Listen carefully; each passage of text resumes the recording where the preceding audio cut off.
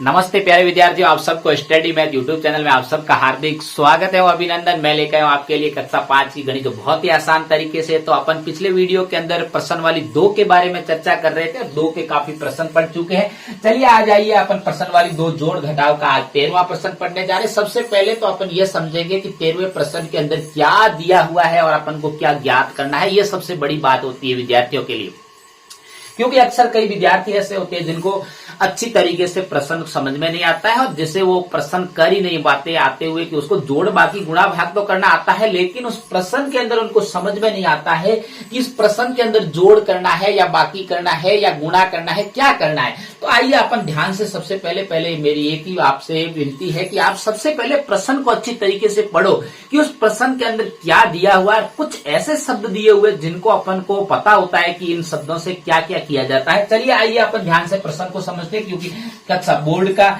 जो कक्षा 5 है वो बोर्ड का पेपर होता है, तो अपन अच्छे से समझेंगे और अच्छे से हल करेंगे। और उससे पहले आप मेरे चैनल को सब्सक्राइब कर दीजिए, क्योंकि आपके पास में हर वीडियो प्राप्त हो मैं अच्छे से समझाता हूं। चलिए आइए देखिए प्रश्न पढ़ते हैं। तो 13वां प्रश्न क्या है कि 4 अंकों, ये कितना लिखा हुआ, भारतीय अंकों के अंदर लिखा हुआ, जिसे देवनागरी अंकों के नाम से भी जाना जाता है। तो आपको सबसे पहले जिस बच्चे को गिनती नहीं आती है वो एक बार ध्यान से देख लेना कि जो देवनागरी अंकों की गिनती होती है जिसमें 1 को कैसे लिखा जाता है, इस प्रकार लिखा जाता है। 2 को कैसे लिखा जाता है, ऐसे। फिर 3 को कैसे लिखा जाता है, इस प्रकार। फिर 4 को कैसे लिखा जाता है, ऐसे। फिर 5 को कैसे लिखा जाता है, इस प्रकार लिखा जाता है।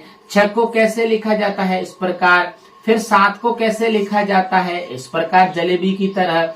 8 को कैसे लिखा जाता है, इस प्रकार। और 9 को कैसे लिखा जाता है, इस प्रकार। और 10 को कैसे लिखा जाता है, इस प्रकार। जिस बच्चे को भारतीय अंकों के अंदर गिनती नहीं आ रही है वो भारतीय अंकों के अंदर गिनती ज्ञात कर लेना, क्योंकि अगर ज्ञात नहीं करोगे आप तो आप क्योंकि प्रश्नों को हल कर नहीं पाओगे, क्योंकि ऐसे प्रश्न भारतीय अंकों के अपने एग्जाम के अंदर या बोर्ड परीक्षा का जो एग्जाम होता है उसके अंदर अक्सर आते हैं और आपको समझ में नहीं आएगा। चलो ये 4 लिखा हुआ है, देखिए यहाँ पे ये 4 है और इस प्रकार ये 4 बनाया हुआ है। तो 4 अंकों की सबसे बड़ी संख्या, सबसे पहले तो आपको ये पता होना चाहिए कि 4 अंकों की सबसे बड़ी संख्या कौन सी होती है।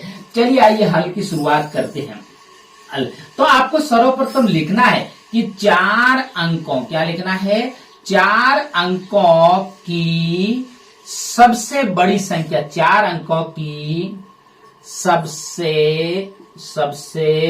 बड़ी संख्या, 4 अंकों की सबसे बड़ी संख्या। तो सबसे पहले कई बच्चों को यह पता ही नहीं होता है कि 4 अंकों की सबसे बड़ी संख्या होती क्या है। तो उसके अंदर अंक, एक ऐसी संख्या आपको लेनी है जिनका अंक गिनने पर आपके पास में 4 हो और वो सबसे बड़ी हो।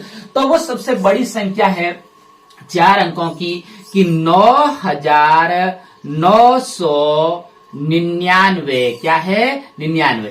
अब देखो 9,999 सबसे बड़ी, 4 अंकों की सबसे संख्या छोटी बड़ी है। तो देखिए गिनिए 1, 2, 3 और 4, इसमें अंक कितने हैं, 4। और ये सबसे बड़ी संख्या है, इससे बड़ी कोई संख्या 4 अंकों की नहीं होती है। चलिए आइए अगला प्रश्न पढ़ते हैं। और सबसे छोटी संख्या, और इसी 4 अंक की, आपको यहाँ पे प्रश्न समझ में आना चाहिए कि 4 अंकों की सबसे बड़ी संख्या पूछा है और 4 अंकों की ही सबसे छोटी संख्या पूछा है। तो अपन यहां पे लिखेंगे 4 अंकों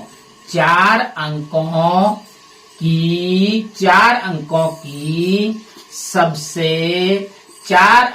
सबसे छोटी संख्या, क्या लिखेंगे, छोटी संख्या। आपको आराम से चलना है, घबराना नहीं है, जल्दबाजी नहीं करना है, शॉर्ट ट्रिक के पीछे भागना नहीं है।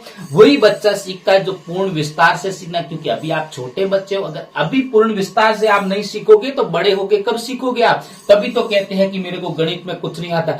जो बच्चा ये सीख गया कि पूर्ण विधि से उस प्रश्न को पढ़ना, पूर्ण विधि से उस प्रश्न को हल करना सीख गया, वही बच्चा आगे बढ़ता है। चलिए आइए देखिए 4 अंकों की सबसे छोटी संख्या, 4 अंकों की सबसे छोटी संख्या होती है 1111। 1111। तो ये है 4 अंकों की सबसे छोटी संख्या 1111। एक को ऐसे लिखते हैं, अपन ने अभी अभी देखा है 1111। चलिए आइए अब देखिए अपन को क्या पूछा है, का योगफल ज्ञात कीजिए। आपको इन दोनों संख्याओं का क्या ज्ञात करना है, तो बताओ कि इन दोनों संख्याओं का योगफल क्या होगा।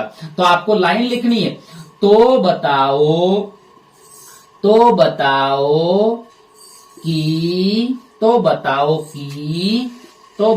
कि इन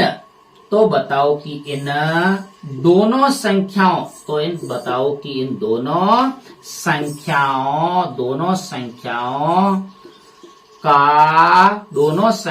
का योगफल। यही तो बात आके अपन को समझना, योगफल क्या होगा।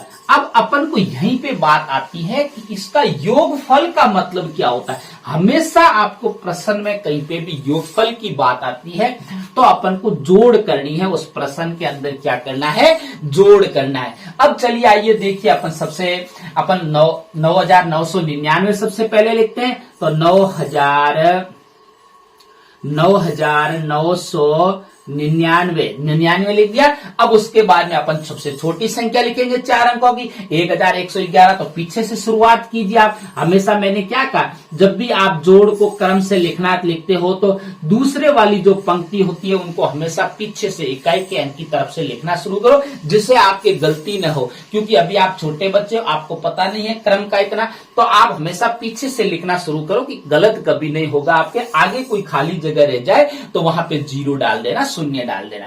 चलो अपन को जोड़ करना है, जोड़ करते हैं। 9 और 1 कितना होता है, 10। 10 का 0 और हासिल कितनी लगी, 1। उसके बाद में देखो, हासिल हमेशा अगले वाले अंक पे ऊपर लगती है और इकाई के अंक की तरफ से जोड़ा जाता है। जिस बच्चे को ऐसे सीधा नहीं जोड़ना आता है, उस बच्चे को आपको क्या करना है, लाइनें खींचनी है। 1 2 3 4 5 6 7 8 9 और उसके बाद में एक लाइन, ये एक लाइन हो। अब उसके बाद में आपको क्या करना है, इन लाइनों को काउंट करना है, मतलब कि जोड़ना है। 1 2 3 4 5 6 7 8 9 और एक कितनी लाइन होती है, 10। 10 का यहाँ पे 0, आपको ये सबको पता है कि डबल अंक एक साथ में कभी नहीं उतारा जाता नीचे एक साथ में। तो अगला जो एक अंक होता है वो हासिल के रूप में अगले वाले अंक के ऊपर जाता है। तो 9 और पुनः 1 कितना होता है, 10। 10 और 1 हासिल कितना होता है, 11। कितना होता है, 11। आपको भारतीय अंकों के अंदर ही आंसर देना है और अगले वाले अंक पे आपकी 1 लगेगी हासिल। उसके बाद में देखो, 9 और 1 कितना होता है, 10। और 10 और 1 हासिल कितना होता है, 11। कितना होता है, 11। अब देखो 11 का 1 और हासिल फिर पुनः कितनी लगी, 1 लगी। अब देखो पुनः देखिए, 9 और 1 कितना होता है, 10। 10 और 1 हासिल कितना होता है, 11। कितना होता है, 11। तो आपका आंसर आपको प्राप्त हो गया, क्योंकि अगले वाले पे हासिल नहीं लगेगी। क्यों नहीं लगी, क्योंकि आगे अंक नहीं है। तो अपने जो इन दोनों संख्याओं का जो योगफल हुआ वो कितना हुआ, देखिए, इकाई, दाई, सैकड़ा, हजार और 10,000, मतलब 11,110। 11,110। जो आपको देखो, इकाई, दाई, सैकड़ा, हजार और 10,000 के आंकड़े में ऐसे आपको बोलना भी आना चाहिए शब्दों के अंदर। तो अपन लिखेंगे अतः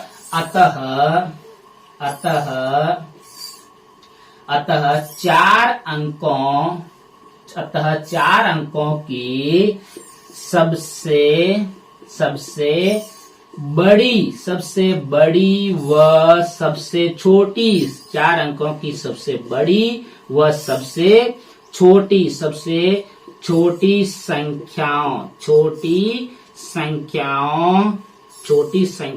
का योगफल कितना। अतः की लाइन आपको लिखना जरूरी है, कितना है, 11,110 है। तो ये हो गया आपके 4 अंकों की सबसे बड़ी संख्या और 4 अंकों की सबसे छोटी संख्याओं का योगफल। आपको भी इसी प्रकार प्रयास करना। ऐसा प्रश्न कई बार बोर्ड परीक्षा के अंदर पूछा गया है, तो आपको हर एक प्रश्न को बार बार प्रयास करना है। जो बच्चा बार बार प्रयास करता है वही सीखता है। तब तक मेरे स्टडी मैथ यूट्यूब चैनल पर आप बने रहे। नमस्ते।